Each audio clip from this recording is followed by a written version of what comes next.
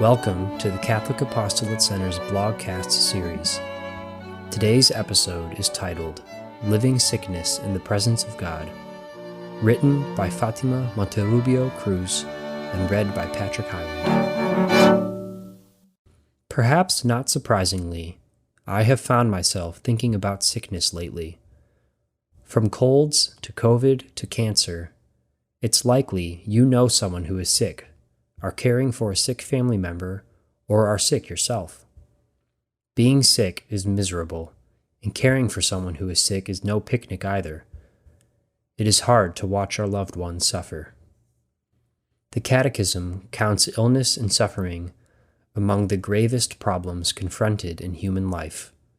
In illness, man experiences his powerlessness, his limitations, and his finitude. The way we respond to sickness can tell us a lot about ourselves. The Catechism describes two different responses. Illness can lead to anguish, self-absorption, sometimes even despair and revolt against God.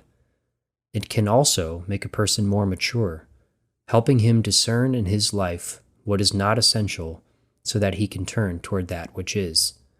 Very often, illness provokes a search for God and a return to Him. While possible reactions are not limited to these two, I tend to fall into the first category. I often respond to illness by wallowing in self-pity and self-indulgence.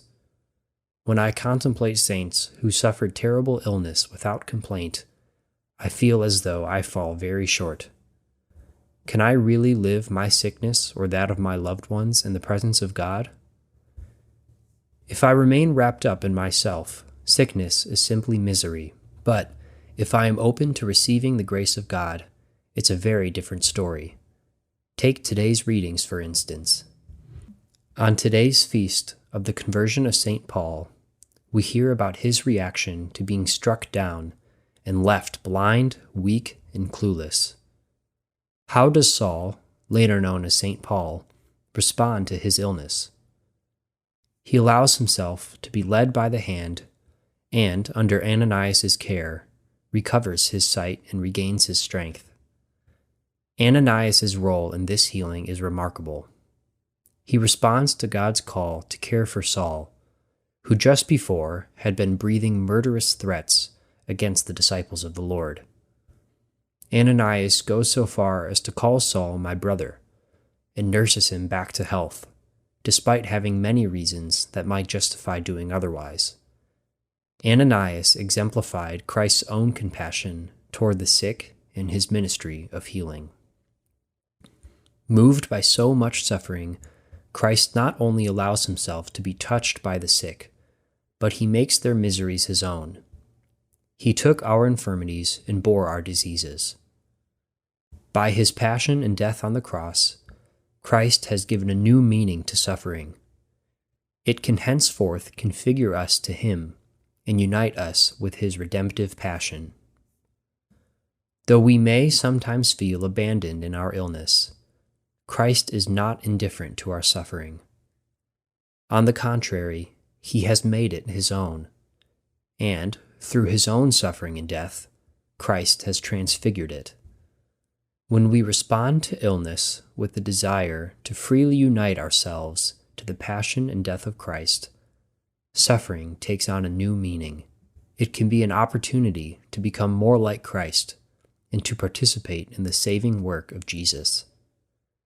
This in no way downplays or dismisses the difficulties and challenges of being sick, but rather elevates them and transforms them into something greater, something which contributes to the good of the people of God. Let us allow today's readings to prompt us to examine our own attitudes toward sickness and suffering, especially if we find ourselves in the position of caring or being cared for. How can we, like St. Paul, allow ourselves to be taken by the hand? How can we more readily and gratefully accept help in our illness? How can illness serve to draw us closer to God and make us more Christ-like? How can sickness make us more mature and help us to recognize what is essential? How can we be more open to the grace of God, which can offer us the strength, peace, and courage to overcome the difficulties that come with sickness? How can we, like Ananias, respond to God's call to bring his healing to others? How can we lovingly lead our sick loved ones out of anguish, self-absorption, or despair? How can we imitate Christ in our compassionate care for the sick and the suffering?